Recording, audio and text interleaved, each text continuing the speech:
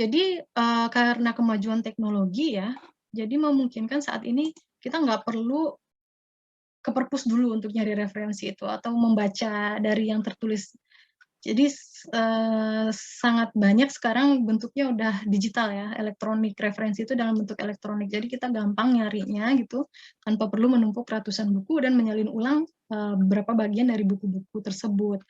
Kalau misalkan mau nyari paper ya, mmm, yang pasti yang teman-teman juga mungkin udah tahu ya, nyarinya yang paling sering digunakan adalah Google Scholar, itu yang pertama. Jadi jangan langsung ke Google-nya, tapi teman-teman ke Google Scholar.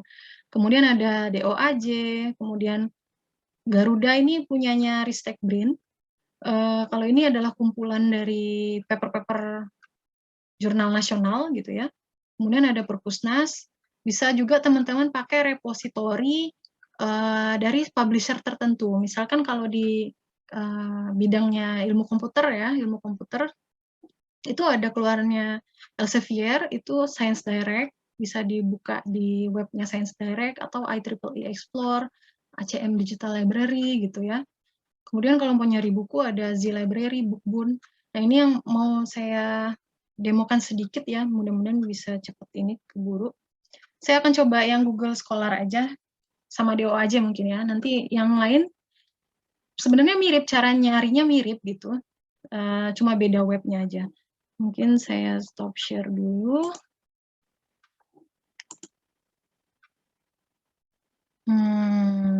Sebentar. Kita coba yang Google Scholar dulu ya. Google Scholar dulu.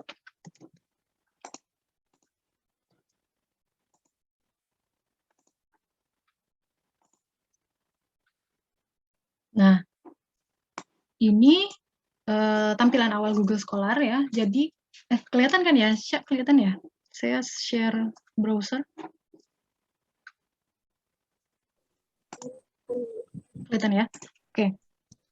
Nah, untuk melakukan penelusuran referensi ilmiah, teman-teman jangan lewat Google, tapi lewat Google Scholar, itu yang pertama. Google Scholar ini berisi artikel-artikel ilmiah dari beberapa peneliti ya, terkait dengan fenomena-fenomena yang ada saat ini, perkembangan teori, semuanya ada di Google Scholar gitu, yang sudah dilakukan oleh peneliti lain. Tips yang pertama yang saya berikan ke teman-teman adalah, pertama, kreatiflah dalam menggunakan keyword ya. Gunakan keyword tuh paling maksimal 5 lah, 5 keyword gitu. Nah, jangan cari judul gitu, jangan cari judul yang panjang, tapi cari based on keyword. Keyword-nya gimana? Keyword-nya itu sesuaikan dengan step penelitian saat ini teman-teman ada di mana gitu. Misalkan saat ini tuh masih mau nyari ide, belum tahu mau neliti apa, masih mau nyari ide. Katakan, tapi saya belum ada ide Bu gitu, mau buat neliti apa. Cuma saya tahu minat saya itu mau kira-kira yang pakai machine learning gitu. Kira-kira yang pakai machine learning, terus kayaknya saya tertarik tentang COVID deh Bu gitu.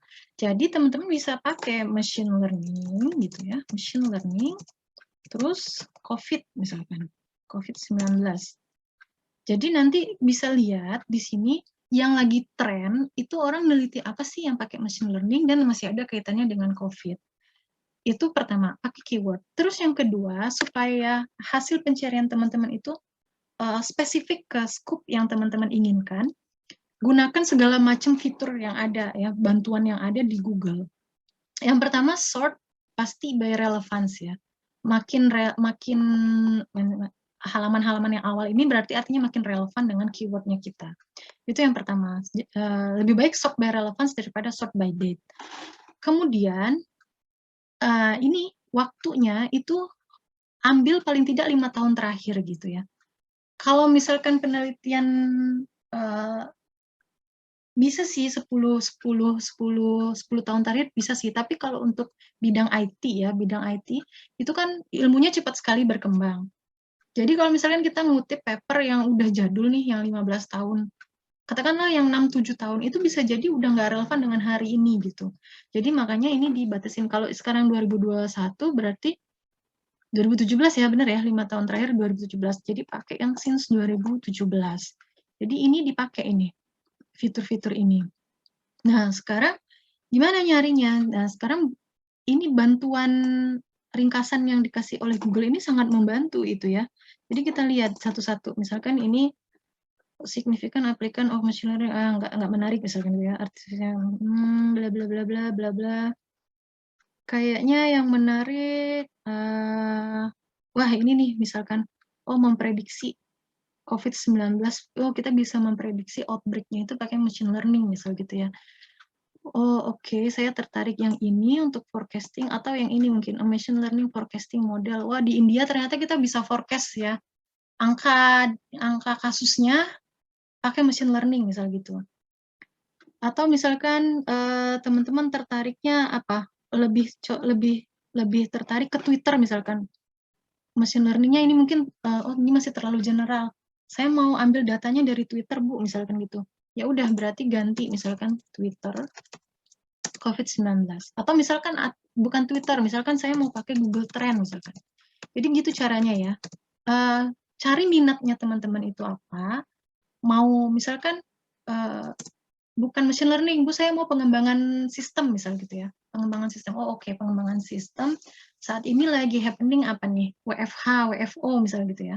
Oh WFH, WFH kira-kira apa kendalanya? Mungkin gimana caranya biar bisa presensi dari rumah gitu misalkan ya. Jadi kita search misalkan saya mau bikin aplikasi mobile yang masih ada kaitannya dengan COVID misal gitu. Nah gitu, misal bisa monitoring ini, monitoring ini. Jadi cari idenya kayak gitu ya. Cari idenya kayak gitu. Cari yang minat teman-teman, kemudian cari fenomena apa yang lagi happening saat ini.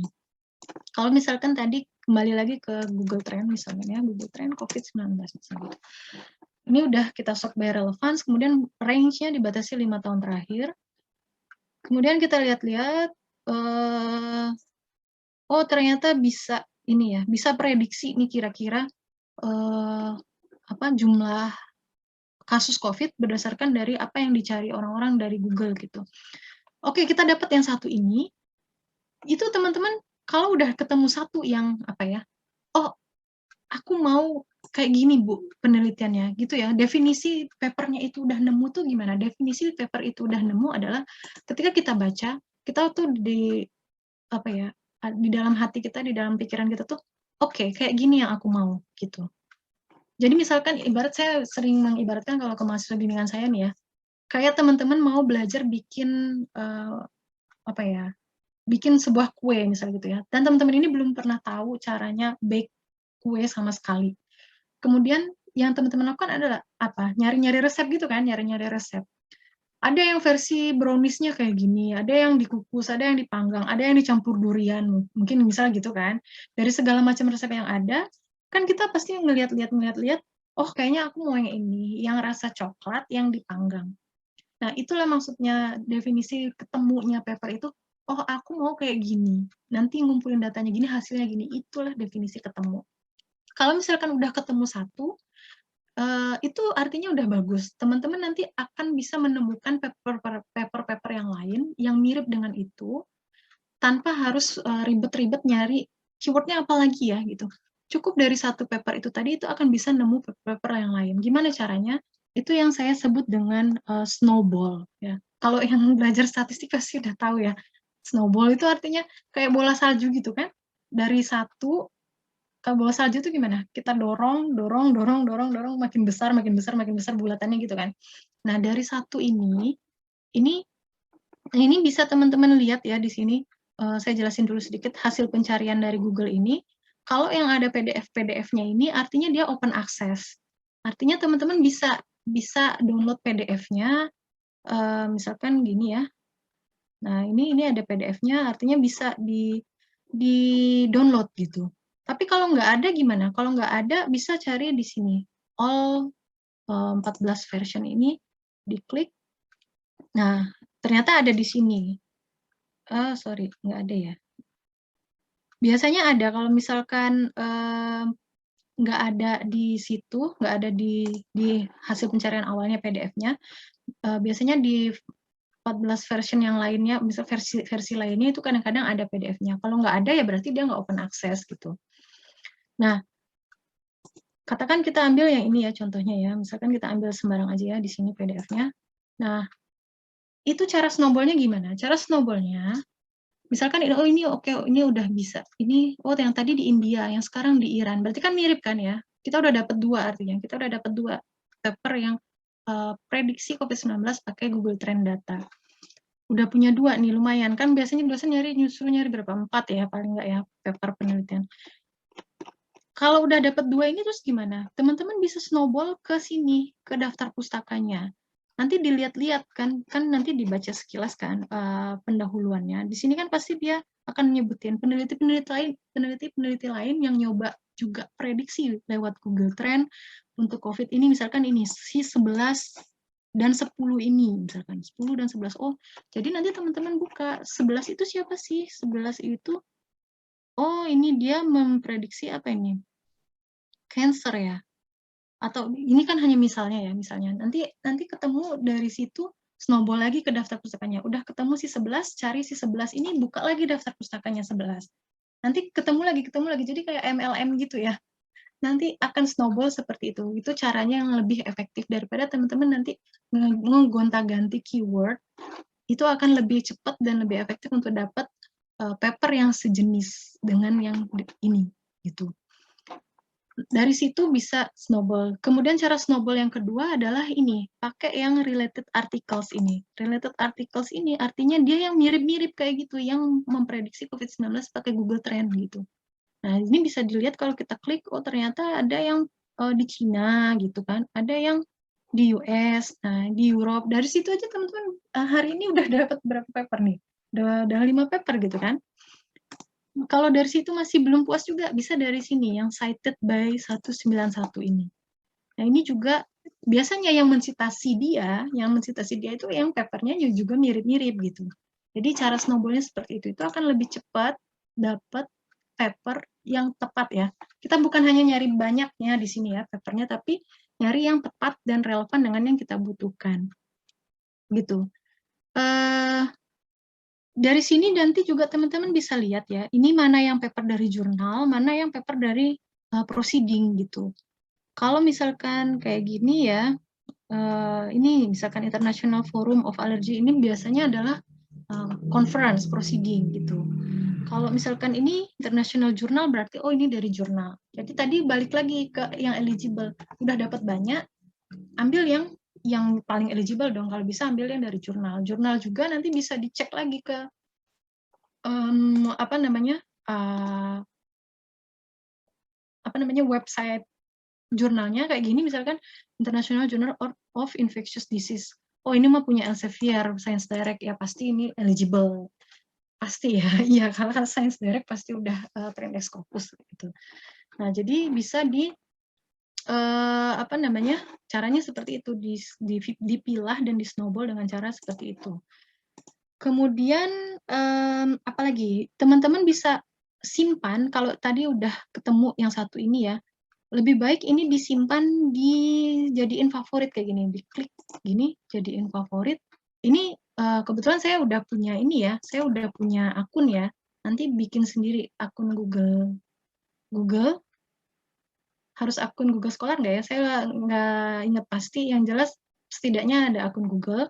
Nanti kalau teman-teman simpan, itu ketika masuk ke Google Scholar pertama kali, gunanya apa My Library ini? Gunanya adalah Google Scholar akan terus memberikan rekomendasi paper yang mirip dengan yang kita simpan di library. Jadi mungkin kita pas nyari pertama itu belum ketemu misalkan. Udah nemu sih yang seret tapi belum ketemu metodenya misalkan gitu kan. Nanti dengan kita simpan di My Library itu, yang direkomend sama Google Scholar ini gitu ya, kadang kita juga bisa subscribe untuk diberikan notif di email. Nah kadang-kadang nemu malah dari yang rekomennya Google gitu ya. Kita nggak pernah tahu dapatnya dari mana paper itu gitu.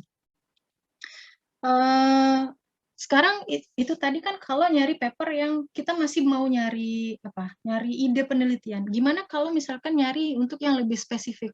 Kadang-kadang kan kita udah bawa tulisan ya ke dosen, terus disuruh revisi, biasanya kan kalau masuk bimbingan saya tuh udah hafal banget, pasti di ujungnya itu ditulis kata siapa gitu, kutip gitu ya. Ini lagi ke bawah kata siapa, nggak percaya dosennya, apa yang ditulis itu tulis, harus ada referensi pendukungnya. Nah, misalkan tadi contoh yang di awal tadi ya, yang tadi sebentar saya kembali ke PowerPoint tadi. Nah, tadi kan kita contohnya gini ya, contohnya gini.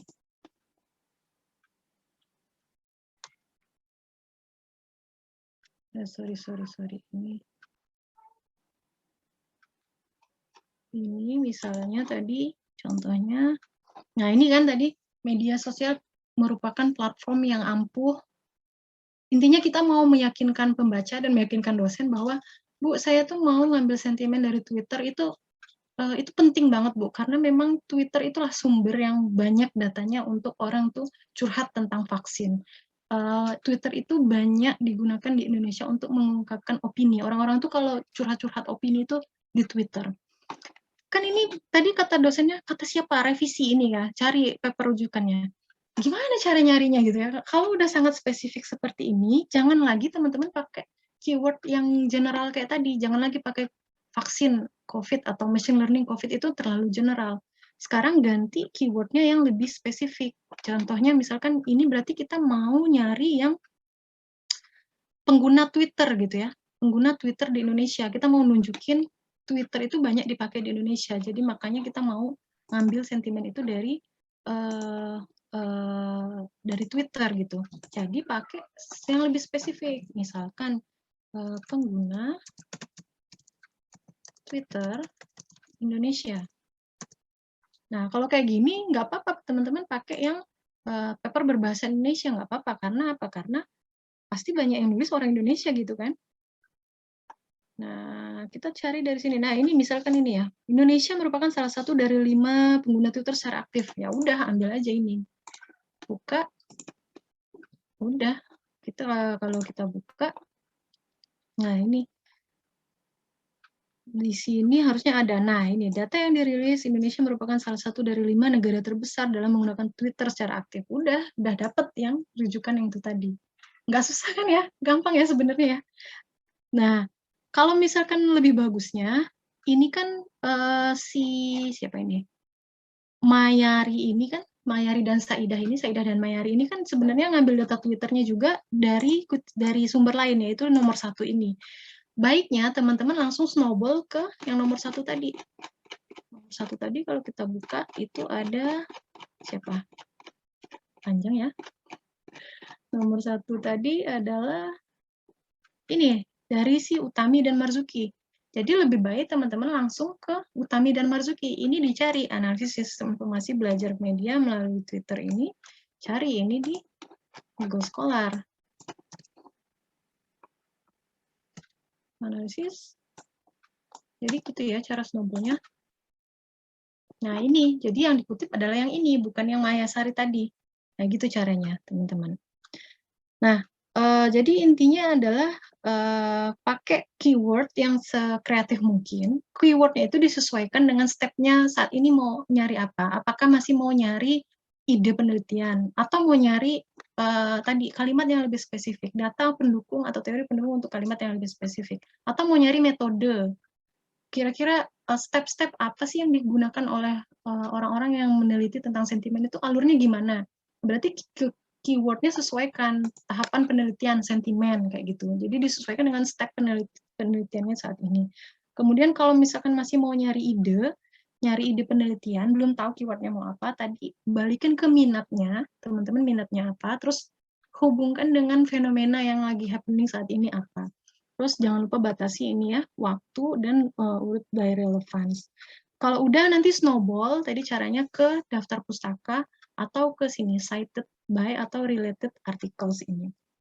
Nah, kalau Google Scholar itu campur ya, mau yang jurnal, mau yang proceeding internasional dan lokal, nasional, kemudian ada yang open access, ada yang tidak. Kalau yang mau yang pasti open access, itu bisa teman-teman buka websitenya DOAJ. DOAJ itu Directory of Open Access Journal, namanya aja udah directory jurnal yang open access ya. Artinya semua yang ada di sini pasti open access, teman-teman pasti bisa download PDF-nya. Ini cari artikelnya ya, bukan cari jurnal. Tadi saya udah jelasin. Di sini tadi contohnya sentimen tadi ya. Apa tadi? Twitter COVID-19 misalnya gitu ya. Cari. Nah, di sini nanti akan keluar semua hasil paper yang berkaitan dengan Twitter dan COVID-19. Tadi seperti yang saya sampaikan, gunakan segala macam fitur ini ya untuk lebih menspesifikkan tadi. Sort by relevance, kemudian waktunya juga dibatasin. Nah, selain DOAJ, teman-teman juga bisa pakai yang namanya Garuda, Ristek Green. Ya, di dalam Garuda ini, kalau Garuda ini ya, Garuda, Garba Rujukan Digital. Kalau Garuda ini isinya jurnal-jurnal nasional. Misalkan ada sebagian mahasiswa yang mungkin lebih prefer paper yang bahasa Indonesia, lebih gampang mengertinya, yang nggak masalah gitu ya. Cari di sini misalkan tadi Twitter COVID-19. Kalau bisa pakai yang fitur advanced search ini. Nah, ini nanti keluar yang ya walaupun dia bahasa Inggris juga di sini, tapi ini sebenarnya jurnal nasional gitu ya, jurnal nasional. Kadang-kadang jurnal nasional itu dia memang minta judul dan abstraknya bahasa Inggris, tapi nanti isi konten di dalamnya itu bahasa Indonesia. Nah, ini seperti tadi yang saya bilang ya, harus dispesifikkan tahunnya 5 tahun terakhir gitu. Kemudian kalau mau tadi agar lebih spesifik lagi, teman-teman bisa gunakan fitur advanced search ini ya, advanced search di sini. Mau publisher-nya apa dan lain sebagainya. Nah, itu kalau misalkan Google Scholar DOAJ dan Garuda. Jadi dia mengcompile mengindeks, mengcrawl gitu ya dari berbagai sumber paper gitu. Nah, ada lagi caranya selain teman-teman pakai fitur pencarian itu adalah langsung ke repository publisher jurnalnya gitu. Misalkan tadi yang saya sebut ya, kalau ini sebenarnya preferensi ya, kalau saya lebih senang pakai paper-paper keluaran Science Direct gitu. Apapun yang kita temuin di sini, menurut saya ya, itu pasti bagus papernya gitu. Nah, kalau di sini kalau dapat papernya gitu ya, pasti kredibel. Ini terindeks Scopus dan dia levelnya udah internasional. Kalau misalkan mau cari di Science Direct atau di IEEE Explore gitu, itu yang dua yang biasanya paling sering kita pakai kalau di bidang IT. IEEE Explore. Nah, itu gunakan fitur advanced search-nya ini, teman-teman, biar lebih spesifik nyarinya. Cari misalkan tadi COVID tadi ya, Twitter sama COVID-19, kemudian tahunnya dibatasin 2017-2021, kemudian ini dibatasin, kalau saya bukan artikel sih, biasanya saya pakai di sini nih, title, abstrak, atau autornya gitu. Itu teman-teman juga bisa kombinasiin kayak gini ya, misalkan Twitter or COVID, Twitter and COVID itu, atau harus bergandengan Twitter sama COVID-19, itu akan pengaruh ke hasil pencariannya. Kita maunya yang memuat keduanya kali ya, Twitter dan COVID-19, jadi saya biarkan seperti ini saja. Nanti hasilnya akan keluar seperti ini. Ada yang open, ada yang enggak gitu. Kalau misalkan di publisher itu plus minusnya dibanding dengan yang tadi, yang fitur pencarian Google Scholar, DOAJ, atau Garuda ya. Kalau ini publisher, kebanyakan sih berbayar gitu, jadi kita nggak bisa akses ya. Mungkin nanti, kalau misalkan punya teman di kampus lain yang kampusnya langganan Science Direct atau IEEE Explore, mungkin bisa numpang download, titip download kayak gitu ya.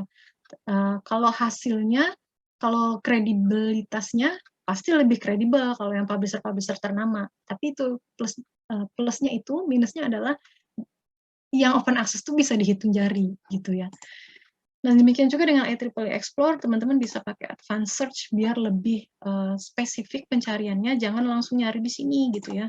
Cari pakai advanced search. Cari di metadatanya, misalkan Twitter dan COVID-19 gitu ya.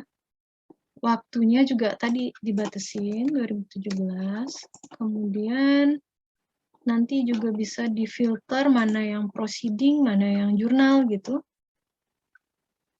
Nah, gunakan segala macam fitur yang ada gitu. 2017, misalkan mau open access only gitu. Atau nggak ada ya, kebetulan nggak ada. Dia pasti bayar semua kalau di sini. Lebih spesifikkan misalkan mau conference saja atau mau jurnal saja. Nah, itu intinya dimanfaatkan segala macam fitur yang ada. Ini udah jam 10 aja ya, cepet ya. Saya percepat nih. Ini baru sampai pencarian.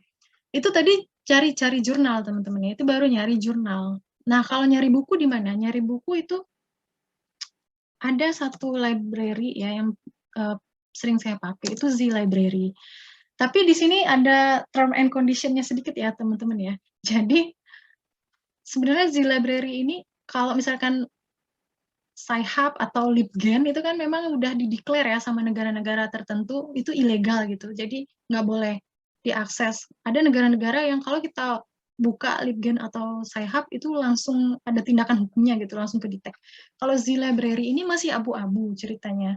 Jadi ada mazhab yang bilang boleh pakai Z Library ini download buku selama tidak untuk komersil. Misalkan kan kita hanya untuk penelitian ya, teman-teman bukan mau diperbanyak kemudian jual buku bajakan kan di sini ya.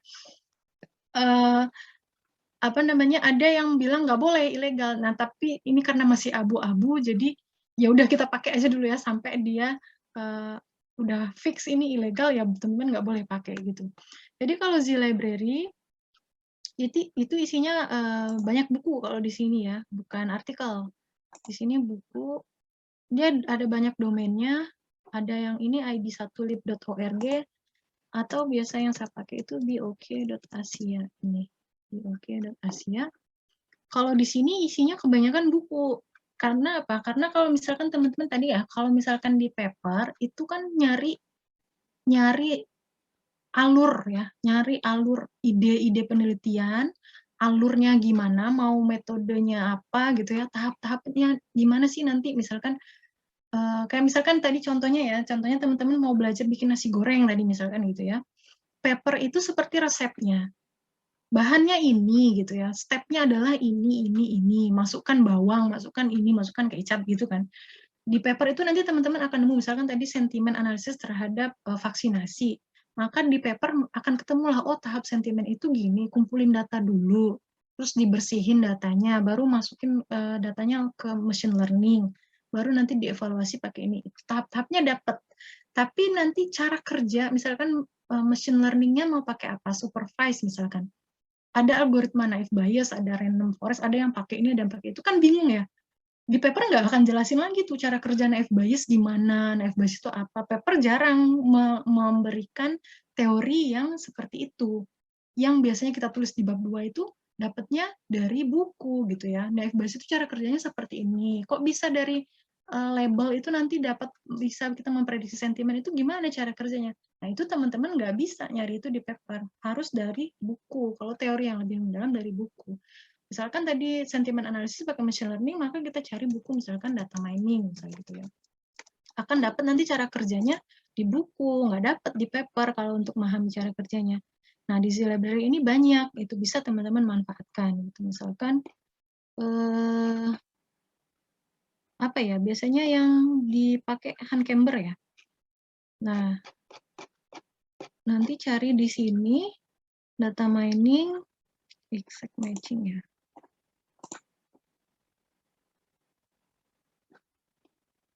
Nggak ketemu. Bisa pilih salah satu dari yang ada di sini gitu. Kemudian apa namanya? Di sini memuat banyak bahasa juga. Ini misalkan kita jangan batasi bahasa Indonesia ya. Jadi bahasa apa aja boleh. Jadi kita mau pakai buku luar. Ya kalau misalkan bidang IT ya, pasti akan lebih banyak referensinya dari luar karena kan yang lebih berkembang IT-nya dari luar daripada dari Indonesia kan. Jadi mau nggak mau teman-teman nggak bisa membatasi hanya dari apa namanya, dari bahasa Indonesia. Sorry, tadi belum saya pilih ya. Misalkan kita pilih English di sini ya. English, kemudian search. Nah, ini kok hasilnya sama aja ya. Nanti bisa teman-teman di main-mainin di sini gitu hasil pencariannya biar ketemu buku-buku yang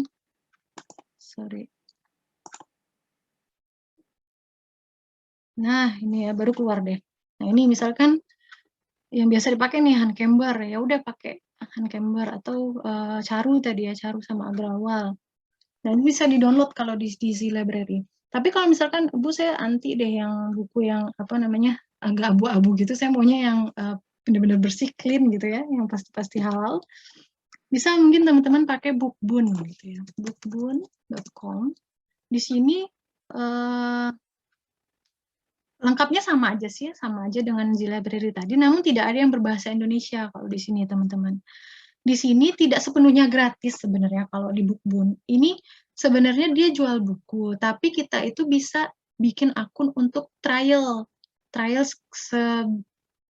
hari gitu. Nanti kalau habis ya teman-teman bikin akun lagi pakai email lain, ya download lagi gitu maksudnya. Trik ya. Jadi tidak sepenuhnya gratis di sini.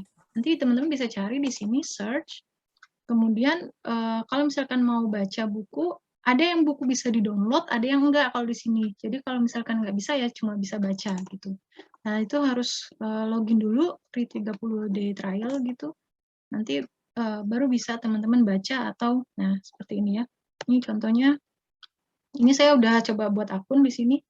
Kebetulan udah ada akunnya, jadi nanti kalau teman-teman udah login, baru search, misalkan data mining, ya ada, misalkan ada nggak nemu ya, kebetulan nggak ada di sini bukunya data mining, katakanlah ini misalkan ya. Nah, nanti bisa dibaca di sini bukunya. Gitu. Itu teman-teman untuk buku. Jadi sampai di sini udah ketemu ya. Ini baru nyarinya doang ini, baru nyarinya doang. Belum diapa-apain. Jadi kalau misalkan udah ketemu, intinya adalah sampai di sini yang mau saya sampaikan adalah jadi tips dan trik dari pencarian tadi adalah, bentar saya share yang PowerPoint-nya dulu. PowerPoint-nya tadi ada di mana? Mudah-mudahan masih bisa ngikutin ya teman-teman ya sampai sini. Ini baru nyari doang ini, baru nyari doang.